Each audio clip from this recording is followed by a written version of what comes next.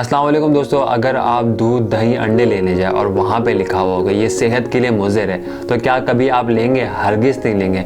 लेकिन फिर भी आप सिगरेट लेते हैं। सिगरेट के डब्बे पे लिखा हुआ भी होता है कि ये सेहत के लिए मुज़िर है, ये कैंसर का सबब है, ये तंबाकू नोशी सेहत के लिए बिल्कुल नुकसानदेह, लेकिन फिर भी आप सिगरेट का डब्बा खरीदते हैं। और अफसोस की बात यह है कि ये मेरे हाथ में एक डब्बा है जिस पर लिखा हुआ है कि 140 ईयर्स ऑफ एक्सपीरियंस, यानी कि 140 ईयर्स से ये लाखों लोग मारते हुए आ रहा है। पाकिस्तान में 1,65,000 लोग इस सिगरेट पीने की वजह से इस दुनिया फ़ानी से कूच कर जाते हैं और ये इनके परमानेंट कस्टमर होते हैं और ये परमानेंट कस्टमर इनके लिए चले जाते हैं। तो परमानेंट कस्टमर दोबारा से परमानेंट कस्टमर लाने के लिए ये क्या करते हैं, नौजवानों को एंगेज करते हैं और नए नए तरीके से स्लोगन्स देते हैं, be cool, B change, live like a champion, live like a strong.